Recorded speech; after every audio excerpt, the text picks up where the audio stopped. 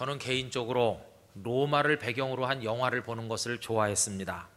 예를 들면 베너라든지 쿼바디스 같은 영화, 혹은 또 기독교적인 색채가 있는 영화가 아니더라도 일반 영화라도 로마를 배경으로 한 영화를 보면 아주 흥미가 진진했습니다. 그런 영화를 볼 때마다 느끼는 점이 있는데, 그것은 로마 제국은 정말 대단한 나라였구나 하는 느낌입니다. 어떤 역사가가 말하기를 인류가 세운 나라들 중에서 로마만큼 잘 조직된 위대한 나라는 아마도 없었을 것이다 하는 말이 실감이 납니다.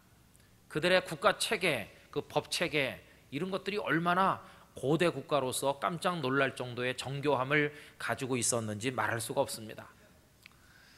더군다나 그런 영화를 보면 전투 장면이 의뢰이 포함되어 있는데, 거기 딱 투구를 쓰고 갑주를 입고 말 네필이 끄는 그런 전차를 몰면서 적진을 향해 달려가는 로마 장군들을 보면 정말 그 영화가 얼마나 재밌는지 모릅니다. 그 장군들은 영화 속에 영웅처럼 그려져 있고 용맹무쌍한 사람으로 등장하는데요, 그 매력적인 모습에 반할 때가 많이 있습니다. 그런데 여러분, 영화 속에 등장하는 로마의 장군들이 그렇게 멋지고 아주 훌륭해 보이는 것, 그 모습이 그들의 진정한 모습을 그대로 반영하는 것이겠습니까? 물론 그런 부분도 있을 것입니다. 그러나 실제로 로마의 장군들 중에는 대단히 잔혹하고 잔인한 사람들이 많이 있었습니다. 적들에게 잔인할 뿐만 아니라 심지어는 자기 가족들에게까지 잔인한데, 언젠가도 말씀드린 것처럼 한 로마 장군이 아내에게 보낸 편지가 남아있는데요, 아내가 배가 부른 것을 보고 전쟁터에 나왔습니다. 몇 달이 지내는 동안 아내가 아들을 낳습니다. 그리고 남편에게 편지를 보냈습니다. 제가 아들을 낳습니다. 그러면 노예를 통해서 이 편지를 받은 장군이 그 남편이 아내에게 어떤 답장을 보내는 게 옳겠습니까? 여보 수고했어요. 산후조리를 잘 하시구려. 빨리 승전하고 돌아가서 내 아들을 한번 품에 안아보겠습니다. 이런 답장을 보내는 게 마땅할 거라는 생각이 들지 않으십니까? 그런데 여러분, 그 남아있는 편지는 그렇지 않습니다. 아들을 낳았다고 그 아들이 건강한지, 만약에 그 아이가 건강하지 못하다면 내가 도착하기 전에 아이를 제거하기 바라오. 그게 답장이었습니다. 여러분, 지금 우리 생각으로는 도저히 이해가 되지 않습니다. 아이가 건강하든 병약하든 그게 무슨 상관이에요? 그런데 이 아버지는요, 건강하면 아버지 볼 자격이 있으니까 살려두고, 건강치 못한 아이 같으면 내가 도착하기 전에 아이를 죽여서 내 눈앞에 보지 않게 하라. 그게 그 답장이었어요. 여러분, 이 시대에 산 걸 감사하시기 바랍니다. 정말 대단히 잔인한 시대가 바로 그 시대였어요. 그 개인이 나쁘다기보다는 그게 그 당시 사회 분위기입니다. 강하지 않으면 살아남지 못하고, 강하지 않으면 성공할 수 없고, 강하지 않으면 존귀하게 될 수 없었습니다. 병약한 사람, 마음이 연약한 사람, 여러 가지 삶의 조건이 연약한 사람은 도태되는 게 마땅하고 다 죽어야 마땅한 것처럼 생각했습니다. 물론 오늘날 현대사회는 좀 다르긴 하겠지만, 어떤 의미로 지금 우리가 사는 이 사회도 그때와 큰 차이는 없는 게 아닌가, 이런 느낌을 가지고 슬퍼할 때가 있습니다. 그러다 보니 모든 사람들이 강해지기 위해서 온갖 노력을 기울이는 게 아니겠습니까? 그런데 여러분, 이게 이 세상 나라의 원리인데, 오늘 읽은 성경 말씀 속에서 우리는 그와는 너무나도 다른 이야기를 발견하게 된다는 것입니다. 오늘 읽은 본문 중에서 29절 말씀을 우리 소리내서 다 같이 한번 읽어보길 원합니다. 이러므로 너희가 주 안에서 모든 기쁨으로 그를 영접하고 또 이와 같은 자들을 존귀히 여기라. 아멘. 이렇게 말씀하죠. 지금 누가 온다는 겁니다. 누가 오는데 그를 기쁨으로 영접해 주시오. 그리고 그를 존귀하게 여겨주라는 것입니다. 여러분, 이 말씀을 읽은 사람은 빨리 나가서 환영 준비를 해야 될 것입니다. 현수막도 달고 풍선도 불어서 매달고 꽃다발도 준비하고 연도에 늘어서서 그가 도착하면 박수를 보내고 화동들이 가서 환영의 키스를 하고 성대한 파티를 준비해서 그를 영접해야 되겠죠. 그럼 여러분, 도대체 얼마나 대단한 사람이 오는데 그렇게 영접하고 존귀하게 대해주라고 말하는 것일까요? 로마 황제라도 옵니까? 아닙니다. 그러면 지방 총독 정도라도 오는 것입니까? 그것도 아닙니다. 그럼 도대체 어떤 사람이 오는데 이렇게 영접하라고 강력하게 권면을 하고 있는 것일까요? 여러분, 우리는 여기서 참 놀라움을 금치 못하는데, 이제 도착하게 될 사람은 환영받을 자격이 도무지 없는 실패자 한 사람이 이제 도착하게 된다는 것입니다. 그의 이름이 무엇인가? 에바브로디도라고 하는 인물입니다. 이 에바브로디도는 빌립보 교회 교인입니다. 그런데 빌립보 교회는 바울 사도를 끔찍하게 사랑했는데, 바울 사도가 감옥에 갇혀 계시다 하는 소식을 들었을 때 성도들이 모여서 헌금을 했습니다. 그리고는 한 사람을 선택해서 바울에게로 보냈습니다. 그 뽑힌 사람이 에바브로디도입니다. 이봐 에바브로디도, 자네 가서 바울 곁에 딱 머물러. 그리고 옥바라지를 잘해. 부족한 게 없도록 잘 챙겨드리고 심부름도 잘하고 그분을 편안하게 모셔. 이거 우리 모두의 뜻이야. 자네는 막중한 사명을 줬으니까 가서 잘해. 이래서 보냄받은 사람이 바로 에바브로디도거든요. 근데 여러분, 이 에바브로디도는 완전히 실패하고 말았습니다. 바울을 돕고 협력하기 위해서 파송받은 그가 그 현지에 가서 중병을 앓게 됐어요. 중병. 감기 같은 가벼운 병이 아니라 목숨이 위태로운 병을 앓게 되니까 바울에게 도움이 되기는커녕 바울에게 큰 걱정거리가 되고 오히려 짐이 됐습니다. 죽을 판인데 하나님의 긍휼하심으로 간신히 목숨은 건졌는데 바울이 판단할 때 안 되겠다, 이젠 돌려보내야 되겠다, 이런 상황이 온 것입니다. 여러분, 그 내용이 오늘 읽은 말씀 중에 25절에서 27절까지 기록되어 있는데 한번 보십시오. 그러나 에바브로디도를 너희에게 보내는 것이 필요한 줄로 생각하노니 그는 나의 형제요, 함께 수고하고 함께 군사된 자요, 너희 사자로 내가 쓸 것을 돕는 자라. 그가 너희 무리를 간절히 사모하고 자기가 병든 것을 너희가 들은 줄을 알고 심히 근심한지라. 그가 병들어 죽게 되었으나 하나님이 그를 긍휼히 여기셨고 그뿐 아니라 또 나를 긍휼히 여기사 내 근심 위에 근심을 면하게 하셨느니라. 이렇게 말하고 있죠. 그러니까 이 에바브로디도는 자기 몸 하나를 관리를 못해서 사명에 완전히 실패한 채로 지금 부끄럽게 돌아오게 됐다는 것입니다. 그런데 이런 실패한 사람을 열렬하게 환영해주고 존귀하게 또 여겨주라고 부탁을 하고 있는 것입니다. 여러분, 우리나라 축구 국가대표 선수들 외국에 나가서 대회를 참석하고 올 때 어느 정도 승리하고 오면은 꽃다발 걸고 큰 문으로 플라시 세례를 받으면서 들어오잖아요. 그러나 5대0, 4대0 이렇게 치고 예선 탈락하면요, 쪽문으로 몰래 들어옵니다. 기자들이 지키니까 들키는 거지, 그렇지 않으면 언제 왔는지도 모르게 들어올 겁니다. 부끄러우니까요. 이 에바브로디도는 뒷문으로 몰래 와야 될 실패자임에도 불구하고 지금 열렬하게 그를 환영하면서 존귀하게 맞아주라. 도대체 왜 이런 얘기를 하는 것일까요? 여러분, 그 이유는 간단합니다. 첫째는요, 우리가 속해 사는 하나님의 나라의 원리는 연약할지라도 존귀한 대접을 받는 게 원리이기 때문에 그렇습니다. 여러분, 우리는 하나님의 나라 백성입니다. 하나님께서 다스리시는 하나님 나라의 백성이 되었습니다. 우린 더 이상 세상 나라 원리에 따라 살지 않고 하나님의 나라 원리에 따라 살아갑니다. 세상 나라의 원리는 약한 자는 다 죽어야 됩니다. 그러나 하나님 나라의 원리는 연약한 자일지라도 존귀히 여김을 받는 거, 그게 바로 하나님의 나라의 원리인 것입니다. 그러니 에바브로디도 같은 실패자도, 연약한 사람도, 병든 사람도 환영해주고 존귀하게 여겨주라고 말씀을 하고 있는 것입니다. 여러분, 성경을 보면 연약하지만 많은 흠이 있지만 핸디캡이 많지만 존귀하게 된 사람들의 이야기로 가득 차 있는 것을 볼 수 있지 않습니까? 우리 그런 얘기 하자면 몇 날 며칠을 할 수 있는데 자주 이야기하는 요셉을 생각해봐도 그렇습니다. 요즘 말로 말하면 요셉은요, 비행 청소년 되다가 인생 접을 가능성이 높은 사람입니다. 우선 그는 어렸을 때 엄마를 잃었습니다. 그를 낳아준 어머니 라헬, 그의 동생 베냐민을 낳다가 난산하면서 아이를 낳아놓고는 바로 세상 떠나서 요셉은 요만했을 때 엄마를 잃었습니다. 이건 충격적인 겁니다. 거기다가 아버지 밑에서 성장하는데 아버지는 무조건 그를 감싸고 사랑하다 보니까 그 인격이 올바르게 성장하지 못하고 왜곡됐습니다. 나중엔 자기밖에 모르는 사람 됐습니다. 아무도 안 입는 채색 옷 혼자 입고 거들먹거리는 자기 중심적 사람으로 그 인격이 잘못 형성됐습니다. 그뿐이 아닙니다. 이렇게 거들먹거리니 누가 좋아하겠습니까?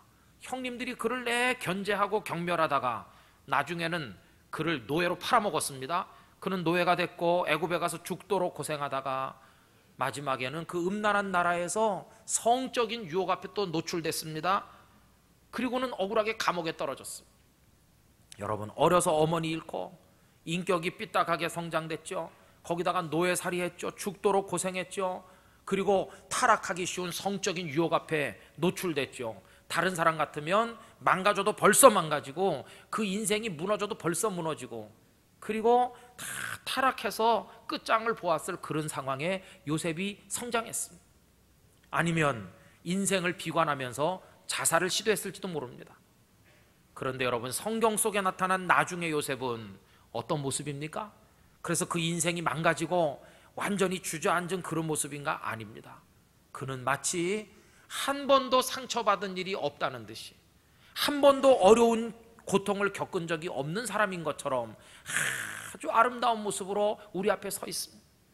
그는 얼마나 풍성한 인격자로 믿음의 사람으로 성장했는지 자기를 노예로 팔아버린 그 원수 같은 형님들을 지극정성으로 부양했습니다.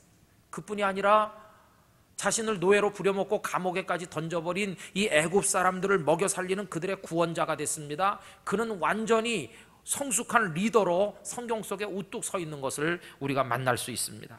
여러분, 어떻게 그게 가능합니까? 그 많은 상처들, 그의 인생에 따라다녔던 그 많은 고통들, 어린 시절의 그 슬픔과 괴로움들이 다 어디로 갔습니까? 여러분, 그를 그렇게 변화시키고 새롭게 만드신 분, 바로 하나님께서 그의 인생을 당신의 능력의 오른손에 붙들고 계셨기 때문인 것입니다. 우리가 믿는 하나님 어떤 분이신가? 숱한 상처를 싸매주시는 분인 줄로 믿습니다. 많은 핸디캡을 극복을 하고 연약함에도 불구하고 존귀한 사람이 될 수 있도록 우리를 만들어 가시는 분이 바로 우리 아버지 하나님이신 것입니다. 여러분, 하나님의 나라의 원리가 그것이고 하나님의 나라를 통해서 받는 은혜와 복이 그러한 것이라면 오늘 저도 여러분도 그 은혜와 복을 누리게 되기를 간절히 소원하는 것입니다. 약한 사람만 존귀하게 만드시는 것이 아닙니다. 하나님은 냄새나고 더럽고 추악한 사람까지도 존귀하게 만드셨어요. 그 백미가 마태복음 1장에 나오는 예수님의 비유라고 생각합니다. 그 예수님의 족보라고 생각합니다. 거기 예수님의 족보가 쭉 이어져 내려가는데 여성이 4사람 등장하는데 전부 부끄러운 사람들입니다. 한 사람 다말, 이 여자는요 시아버지랑 관계를 맺어서 시아버지의 애를 낳은 여자입니다. 라합 출신이 기생입니다. 또 룻이라는 여자, 이스라엘 사람들이 사람으로 취급하지 않았던 룻, 그 이방 여자, 모압 여자입니다. 거기다가 밧세바라는 여인, 어엿한 남편 놔두고 외간 남자와 정분 났던 부정한 여자가 밧세바입니다. 어느 한 여자 다 존귀한 사람 없어요. 부끄러운 과거를 가진 사람들이에요. 그런데 이 여성 4사람의 이름이 예수님의 그 존귀한 족보 속에 어여시 포함되어 있다는 것입니다. 이것은 대단히 선언적인 것입니다. 하나님께서 그들의 이름을 그 속에 포함시킴을 통해 이 세상에 선포하시는 것입니다. 무엇을요? 과거가 추잡하고 부끄럽고 냄새나는 스토리를 가진 그런 사람일지라도 내가 새롭게 만들면 존귀한 사람이 될 수 있다고 하는 것을 우리에게 선언해주고 계신 것입니다. 여러분, 과거가 더 이상 그들의 미래의 발목을 잡지 못했습니다. 그들의 더럽고 냄새나는 이야기를 하나님은 다 덮으셨습니다. 주님의 보혈로 다 씻기시는 것처럼 과거를 덮으시고 그들을 찬란한 미래로 하나님께서 인도해 가셨다는 것입니다. 여러분, 그래서 하나님의 말씀 분명합니다. 연약한 사람도 존귀하게 되는 줄로 믿습니다. 추한 사람도 존귀하게 되는 줄로 믿습니다. 이것이 바로 성경을 통해 하나님께서 말씀해 주시는 것입니다. 여러분, 약하십니까? 그러나 존귀하게 되실 수 있는 줄 믿습니다. 여러분, 내가 부끄러운 과거를 가졌어, 그렇게 자책하십니까? 하나님의 손안에 들어가면 하나님께서 여러분들을 존귀한 대접을 받는 사람으로 세워주실 줄로 믿습니다. 그럼 여러분, 또 이렇게 에바브로디도처럼 완전히 실패하고 돌아오는 사람을 도대체 왜 환영해 주라고 말씀하는 것일까 할 때 또 한 가지 이유를 얘기할 수 있는데, 그것은 우리 하나님은 결과로 말하자 이렇게 말씀하는 분이 아니시고, 결과가 신통치 않을지라도 네가 얼마나 지극한 정성으로 진실된 태도로 충성되게 임했는지 너의 그 임하는 과정과 그 마음을 내가 소중히 여긴다, 이렇게 생각하시는 하나님이시기 때문에 그런 것입니다. 여러분, 결과로 말하지 않고 거기 임하는 자세, 그 진지한 마음, 그걸 보시는 겁니다. 에바브로디도가 그렇습니다. 여러분 30절 말씀 한번 보세요. 그가, 에바브로디도가 그리스도의 일을 위하여 죽기에 이르러도 자기 목숨을 돌보지 아니한 것은, 이렇게 말하죠. 여러분, 이게 뭡니까? 그는 죽을 병에 걸렸다고 그랬어요. 그래서 다 손 털었습니까? 아닙니다. 에바브로디도는 자기가 죽을 병에 걸려서 목숨의 위협을 받으면서도 자식에게 맡겨진 사명을 생각했습니다. 내 목숨 같은 거 아깝지 않습니다. 내 사명을 위해서라면 내가 바울 사도를 돕는 일에 마지막까지 한번 최선을 다해 보겠습니다. 이런 열정과 진지한 충성심이 그의 마음속에 있었다는 것입니다. 열매는 신통치 않지만, 그가 많은 일을 하지 못했지만 얼마나 진지한 모습으로 목숨을 아까워하지 않을 정도로 그가 최선을 다하는지, 그의 그 태도가 박수받아 마땅하고 존귀히 여김받아 마땅한 자격이 있다는 것입니다. 그러므로 여러분, 우리 약하다고 포기하면 안 됩니다. 우리가 많은 일을 할 수 없다고 시도도 해보지 않고 주저앉아서는 안 됩니다. 나는 잘하지 못해, 그래도 우리는 포기하면 안 됩니다. 여러분, 진실되게 충성되게 우리의 삶에 도전하고 우리의 남은 시간을 위해서 하나님 앞에 땀 흘린다면 열매가 크지 않아도 하나님 우리에게 존귀의 관을 씌워 주실 줄로 믿습니다. 요 얼마 전에 국민일보를 보신 분들은 읽으셨겠죠? 정연아 씨의 기사가 크게 실렸습니다. 그분이 소녀처럼 활짝 웃고 있는 모습이 신문에 실렸습니다. 이분은 우리나라의 여류 강사 중에서 톱 클래스에 있는 그런 분이십니다. 이미지 테크 연구소의 소장입니다. 이미지 컨설턴트 협회 이사장으로 많은 언론에 등장하는 유명 인사입니다. 그런데 이분이 활짝 웃는 모습으로 나왔어요. 그런데요, 웃을 상황이 아니에요 지금요. 왜냐하면 이분은 혈액암을 앓고 있거든요. 그 림프암 4기 말기 판정을 받은 사람입니다. 이제 나이 53세. 그런데 그분은 활짝 웃고 있어요. 얼마 전에 충격받은 일이 있었다고 합니다. 그 충격은 이분만 받은 게 아니라 우리도 다 받았죠. 여러분, 행복전도사 이렇게 소문났던, 방송에 자주 나오던 유명한 어떤 여성이 그 질병 때문에 700가지 고통에 시달렸다고 하면서 남편과 함께 자살한 일이 요 얼마 전에 있은 거 여러분 아시죠? 그 소식을 듣고 이 정연아 씨도 충격을 받았다는 것입니다. 같은 고통을 앓고 있는데. 그러나 이 정연아 씨는 자살한 그분과 같은 선택을 하지 아니하고 정반대 선택을 하고 있습니다. 찾아온 기자와 인터뷰를 하면서 말하기를, 나는 이렇게 생각하고 있어요. 웃으면서 살다가 웃으면서 가야지, 이렇게 생각하고 있어요. 그리고 내 남은 시간이 얼마나 될지 모르지만은 홍익대학교 앞에 그 젊은이들이 많이 모이는 거기, 밤이면 마약이며 온갖 타락한 것들이 펼쳐지는 그 현장에 가서 그 거리를 좀 정화시키는 일을 위해서 내 남은 생명을 불태우고 싶어요. 이렇게 자신의 인생을 긍정적으로 얘기하면서 거룩한 목표를 위해 그걸 던지기로 다짐하는 얘기를 들려주었습니다. 여러분, 이분이 앞으로 얼마나 더 살지, 큰 일을 할지 조금밖에 못할지 우린 모릅니다. 그러나 설령 조금밖에 못하고 간다 할지라도 누가 그분을 비방할 수 있습니까? 아니요. 조금밖에 못하고 가도 그분이야말로 박수를 받아 마땅하고 존귀한 사람으로 하나님의 인정을 받을 자격이 있다고 생각하지 않으십니까? 여러분, 언제 병이 악화될지 모릅니다. 항암 치료를 해서 조금 지금 호전돼 있다고 하지만 언제 더 확 퍼져서 그 인생을 접어야 될지 모르지만, 그러나 그분은 이런 긍정적인 모습으로 하나님 앞에 서 있는 것이죠. 어떻게 자살을 하든지 그렇게 하지 않고 자신의 연약한 인생을 긍정할 수 있는 것일까? 그 비결이 뭘까? 그 비결은 하나입니다. 그분의 영혼 속에 하나님께서 함께 하시거든요. 그분은 전에 예수 그리스도를 만났어요. 하나님을 만났어요. 하나님이야말로 연약하지만 최선을 다하는 믿음의 사람에게 존귀로 관을 씌우는 분이라는 것을 믿는 믿음이 그분 안에 있다는 것이에요. 여러분, 이 믿음 우리도 가져야 될 줄로 믿는 것입니다. 이 믿음 여러분 속에 충만하기를 기원합니다. 이런 믿음을 가지면 내 환경 탓하지 않아요. 내 몸이 연약한 거 원망하지 않아요.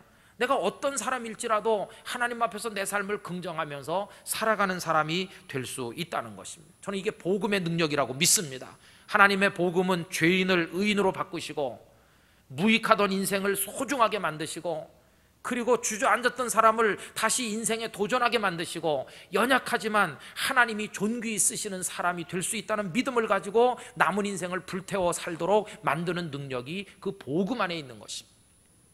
하나님께서 예수님을 통해 우리에게 그 복음을 주셨습니다. 이 복음의 능력이 저에게도 여러분에게도 역사하기를 간절히 기원합니다. 오늘 본문에는 연약하지만 존귀한 또 한 사람의 이름이 등장하죠. 그분이 누굽니까? 바울이 아들같이 여긴 디모데입니다. 여러분, 디모데에 흠이 많고 핸디캡이 많아요. 바울이 그를 처음 만난 곳은 사도행전 16장 1절에 보면 루스드라 지역입니다. 거기 이렇게 되어 있습니다. 바울이 더베와 루스드라에도 이름에 거기 디모데라 하는 제자가 있으니 라고 되어 있죠. 근데 아주 훌륭한 젊은이에요. 사람들이 그를 좋게 생각합니다. 그 다음 절에 보면 디모데는 루스드라와 이고니온에 있는 형제들에게 칭찬받는 자니라고 나오죠. 그는 아주 인격이 바르고 훌륭한 젊은이에요. 그런데 그에게 문제가 있습니다. 첫째, 어떤 문제가 있냐? 출생에 문제가 있어요. 출생. 그 16장 1절에 보면요, 그의 어머니는 유대인입니다. 그런데 그의 아버지는 유대인이 아닙니다. 그 아버지는 유대인들이 혐오하는 헬라 남자였어요. 서로 다른 민족, 서로 다른 문화, 서로 다른 종교를 가진 사람끼리 결혼해가지고 태어난 사람이 디모데입니다. 많은 유대인들이 그를 칭찬하지만 색안경 끼고 봅니다. 바울이 그를 데려다가 같은 사역자로 삼으려고 하니까 다 삐딱하게 생각했습니다. 그래서 할 수 없이 바울이 그를 데려다 할례를 받게 했습니다. 그가 피는 섞여 있지만 신앙은 순수하다. 아마 그걸 보여주려고 했던 것 같죠. 그 16장 3절에 이렇게 나옵니다. 바울이 그를 데리고 떠나고자 할새 그 지역에 있는 유대인으로 말미암아 그를 데려다가 할례를 행하니 이는 그 사람들이 그의 아버지는 헬라인인 줄 다 알미러라. 사람들이 헬라 사람인데 아버지가 이렇게 생각한다는 겁니다. 평생 따라다니는 약점이죠. 두 번째, 디모데는 어떤 문제가 있냐? 골골해요. 골골해. 몸이 약해요. 그래서 자주 병이 나요. 그래서 디모데전서 5장 23절, 이제부터는 물만 마시지 말고 내 위장과 자주 나는 병을 위하여는, 이렇게 나오죠. 자주 병나네. 하루 걸러 한 번씩 알아눕는 거예요. 그러니 어떻게 힘있게 일할 수 있겠어요? 그래서 그 자주 병이 나니까 뭘 쓰라고 그랬냐 하면 포도주를 조금씩 쓰라. 조금씩. 여러분, 옛날에는 회스탈이 없거든요. 위장병 잡고 나니까 밥 먹고 포도주 조금, 또 이런 말씀 읽었다고 포도주 대병으로 사다 놓고 약으로 조금씩 먹으라 그래요. 병약해요. 그 다음에 또 한 가지 문제는 뭐냐 하면요, 맡은 일에 비해서 나이도 어리고 연소해서 사람들이 깔봅니다. 그는 에베소 교회 목사님인데 나이가 너무 어려요. 그래서 디모데전서 4장 12절, 누구든지 내 연소함을 없이 여기지 못하게 하고, 보세요, 나이 어리다고 사람들이 깔보죠. 거기다가 자주 병나서 쓰러지죠. 거기다가 출생이 또 이게 문제가 많죠. 이게 그의 문제예요. 그럼 여러분, 그가 그래서 포기했습니까? 아니요. 그는 얼마나 바울에게도 신실하고 성도들에게도 신실하고 연약하지만 자신의 삶을 불태우는지 모두에게 신임받는 1등 가는 인재가 됐습니다. 오늘 본문에도 보면 바울이 디모데 같은 사람 없다 이렇게 말해요. 여러분, 20절 다 같이 한번 읽어봅시다. 이는 뜻을 같이하여 너희 사정을 진실히 생각할 자가 이밖에 내게 없음이라. 이밖에 없다. 이런 사람 없어. 22절, 디모데의 연단을 너희가 안 하니 자식이 아버지에게 함같이 나와 함께 복음을 위하여 수고하였느니라. 할렐루야. 그는 연약하지만 최선을 다해서 바울에게도 잘하고 성도들에게도 잘했어요. 자신의 모든 약점을 극복을 했어요. 그리고 아주 성숙한 리더로 초대교회에 그가 서 있는 것을 우리가 볼 수 있습니다. 여러분, 오늘의 말씀 분명합니다. 여러분들의 출생을 탓하며 사는 거 이제는 다 던져버리시기를 바랍니다. 우리 집안은 너무 가난해서, 우리 부모님은 못 배웠거든, 나는 환경이 어려워서, 나는 자꾸 병이 나니까, 이런 말들을 입에 달고 사는 거, 그건 성도답지 못한 말이라고 생각을 합니다. 여러분, 우리 이렇게 말해야 됩니다. 나 환경 안 좋아요. 나 가진 거 없어요. 나 연약해요. 그러나 하나님 안에서 저도 존귀한 인생 살게 될 줄 저는 믿고 있습니다. 여러분, 이렇게 얘기하시길 바랍니다. 살아있는 동안에는 사명도 있다고 말합니다. 하나님이 살려주시고 내 생명이 여기서 호흡을 하고 있는 것은 사명이 있기 때문입니다. 여러분, 왜 나를 살게 하시는지 여러분들의 삶의 의미를 깨닫고 그 삶에 도전하시기를 진심으로 기원을 드리는 것입니다. 그래서 약할지라도 우리 아름답게 살 수 있어요. 잘 못해도 괜찮아요. 남들처럼 많은 업적을 못 남겨도 상관없어요. 그냥 하는 것 자체가 중요해요. 그래서 여러분, 그가 많이 했다는 말보다 더 중요한 말은 그가 했다라는 말이라고 생각합니다. 많이 못하면 어때요? 했다는 것 자체가 가치가 있는 거죠. 그가 했다는 것이 소중한 것이죠. 또 그가 했다는 말보다 더 값진 말은 그가 하려고 몸부림쳤다고 하는 게 더 소중하다고 생각합니다. 어떤 사람 중환자실에 입원해 있으면 못하는 수도 있어요. 해보지도 못해요. 그러나 하고자 하는 간절한 마음이 그 속에 있었다는 것만으로도 가치가 있고 박수받아 마땅하다는 것이에요. 그 마음만으로도, 그 태도만으로도, 그 진지한 열정만으로도 하나님은 면류관을 씌워 주실 거라고 분명히 믿습니다. 여러분, 그게 우리 속에 있어야 되는 것이. 제가 좋아하는 성경 대목이 있습니다. 예수님이 어느 날 안식일에 회당에 들어가셨거든요. 그랬더니 한쪽 구석에 한편 손이 말라가지고 이게 굳어서 못 쓰는 장애인이 한 분 계셨습니다. 이분은요, 이 장애에 있는 사람 성전에 못 가니까 성전에 못 가고 그저 오는 데가 회당인데 일 못하니 가난하죠. 몸 불편하지 가난한 사람이 무슨 사람들의 주목을 받겠습니까? 한쪽에 쪼그리고 가만히 있죠. 불쌍한 사람이죠. 그런데 예수님이 그 회당에 들어가서 그를 보시자마자 예수님은 그를 강력하게 도전하시고 명령하며 초청하셨습니다. 그에게 뭐라고 말씀하시는가? 한가운데 일어서라고.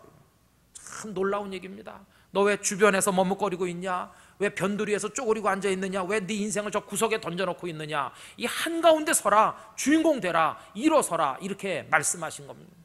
오늘도 주님은 우리에게 그렇게 말씀하시는 줄로 믿습니다. 근데 많은 사람들이 말합니다. 주님, 저는 장애를 가지고 있습니다. 저는 가난함, 저는 여기가 딱 편해요. 이 구석이 제 안식처입니다. 여러분, 그런 사람 많아요. 그러나 이 사람 어떻게 했습니까? 한가운데 일어서라고 하니까 불편하지만 기꺼이 주의 말씀에 의지해서 한가운데 딱 섰거든요. 그 다음 말씀이 뭡니까? 내 팔을 내밀라는 겁니다. 아닙니다, 예수님, 저는요 몇 년 동안 꼼짝도 못했는데요, 이거 안 됩니다, 이러는 사람 많이 있어요. 그러나 그는 주님의 말씀에 의지해서 이거 펴보려고, 이거 내밀어 보려고 안간힘을 쓰는데 주님의 능력이 그에게 임하니 그의 손 마디마디에 힘줄과 혈관에 힘이 들어가면서 이게 쫙 퍼졌습니다. 그가 온전한 몸으로 회복이 된 것입니다. 더 이상 그는 주변의 변두리 인간이 아니고 그 회당의 주인공이 됐습니다. 여러분, 우리 교회도, 여러분 개개인도 그렇게 일어서서 주님을 향해 손을 내밀게 되시기를 원합니다. 내 인생에 어딘가 마비된 부분이 있다면 우리 주님 앞에 이거 펴야 되지 않겠습니까? 언제까지 약하다고 말하면서 가만히 있겠습니까? 약해도 존귀하게 될 수 있다니까요. 추해도 존귀하게 될 수 있고, 하나님 앞에 진지한 믿음이 있으면 그 자체만으로도 하나님 우리에게 면류관을 씌워 주실 줄로 분명히 믿습니다. 여러분, 이 믿음 가지고 다 일어서시기를 주님의 이름으로 축복합니다. 주님, 잘못해도 해보겠습니다. 약하지만 한번 해보겠습니다. 저 이제는 원망 같은 거 안 하겠습니다. 저 여러 가지로 핸디캡 많지만 나 한번 멋있게 해보겠습니다. 조금밖에 못한다고 흠잡지 마시고 흉보지 마시고 주님, 저에게 면류관 씌워 주시옵소서, 이런 모습으로 남은 인생을 하나님 앞에 살게 되시기를 바라는 것입니다. 저는요, 우리가 이렇게 하면 우리 모두가 하늘나라에 갔을 때 막 해처럼 빛날 줄로 믿습니다. 그래서 이런 찬양이 있잖아요. 여러분 한번 같이 부르길 원하는데요. 당신의 그 섬김이 천국에서 해같이 빛나리. 당신의 그 섬김이 천국에서 해같이 빛나리. 당신의 그 겸손이 천국에서 해같이 빛나리. 당신의 그 믿음이, 당신의 그 믿음이 천국에서 해같이 빛나리. 당신의 그 충성이, 당신의 그 충성이 천국에서 해같이 빛나리. 주님이 기억하시면 족하리. 주님이 기억하시면 족하리.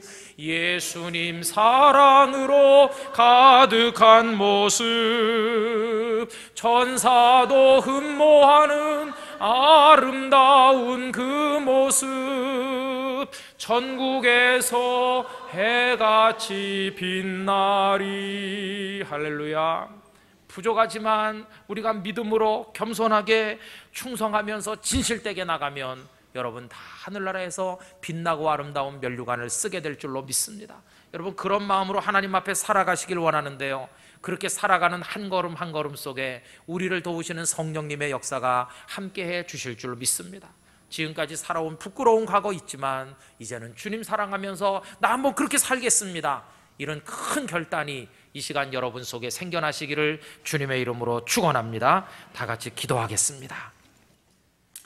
이 시간 우리의 삶을 결단하면서 여러분 중요한 기도를 하나님 앞에 드리시기 원합니다. 하나님, 나 추하지만 약하지만 나 존귀히 여김받기 원합니다. 주여 내 인생을 축복해 주시옵소서. 다 같이 통성으로 기도하겠습니다. 거룩하신 하나님 아버지, 사랑하는 영도중앙교회 성도들의 인생이 복된 인생이 되기를 원합니다. 아버지 하나님 앞에 적극적인 믿음으로 살기를 원합니다. 우리의 남은 시간이 많지 않을지라도, 우리가 약할지라도, 우리가 흠이 많을지라도, 부끄러울지라도 하나님 앞에서 마음으로 최선을 다해서 임할 때 우리를 존귀히 여겨주실 줄로 믿습니다. 하늘나라의 면류관 쓰고 하나님의 영광을 드러내는 하나님의 백성들이 다 될 수 있도록 하나님 저희들을 붙들어 주시옵소서. 우리를 한복판에 세워 주시옵소서. 우리 교회와 성도들이 복되게 하여 주시옵소서.